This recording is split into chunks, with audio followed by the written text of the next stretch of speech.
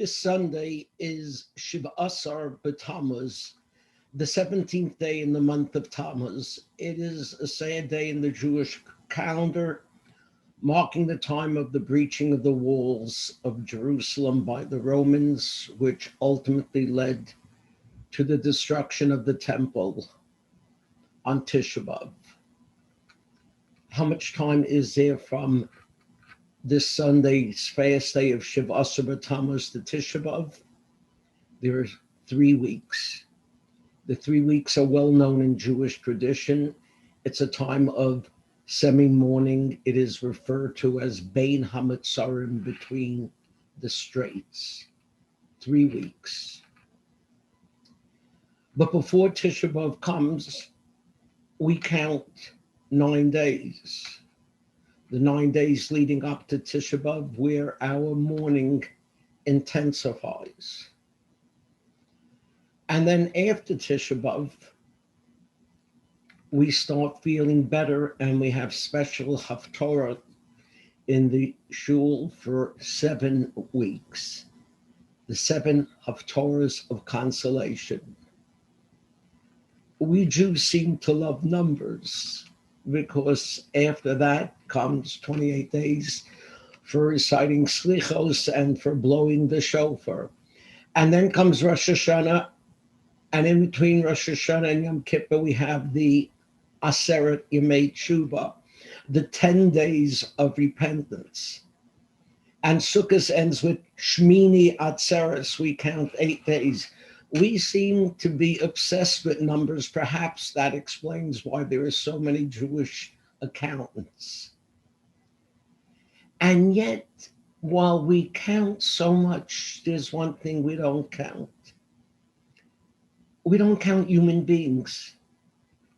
My dear friend and colleague, Rabbi Ariel Orkovsky, who was an outstanding preacher, points out that in the Talmud we are told not to count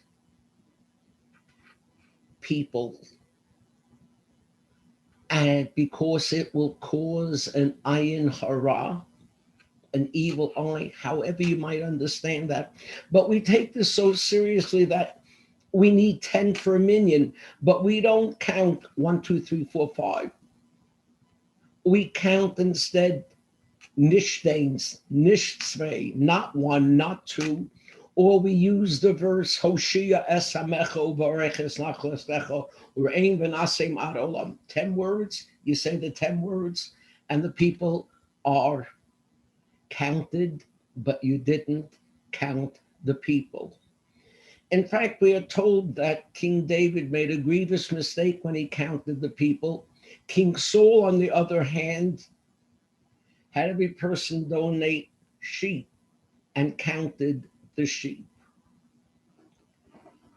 Why don't we count people? So Rabbi Rakowski points out, then when a human being counts other human beings, we dehumanize them. It was the tactic of the Nazis to reduce Jews to numbers rather than names, to justify their atrocities to themselves and to others. These were numbers, these were not humans. And it's also very deceptive when you say these are amongst the 10 best, and number 2 is much different than number 3. We don't want to do that when it comes to people. People are not numbers.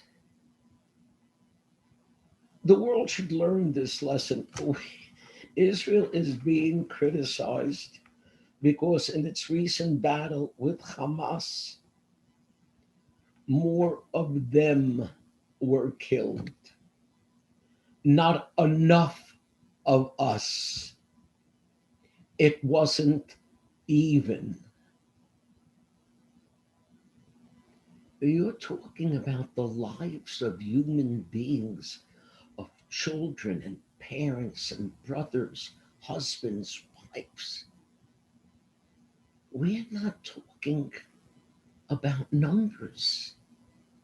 We're talking about God's creation. We Jews have an interesting way of looking at numbers. You might refer to it as Jewish arithmetic. In regular math, 1 plus 1 equals 2. In Jewish arithmetic, 1 equals infinity.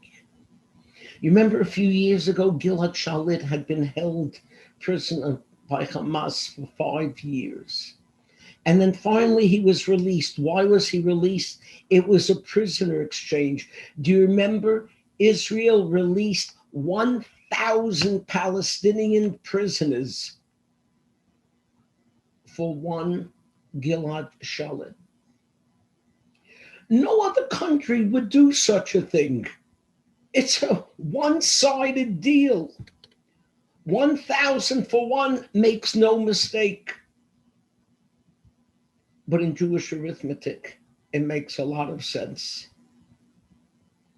In Jewish spiritual arithmetic, every person is of infinite value, and the Israeli people appreciate that better than most anyone else. 1 means just as much as 2. 1 means just as much as 2 billion. You know why? Because the Talmud teaches he who saves 1 life is as if he saved an entire world. We regret lives that were lost. We are so grateful for our people's lives that were saved. Every one of us is of infinite value. Shabbat Shalom.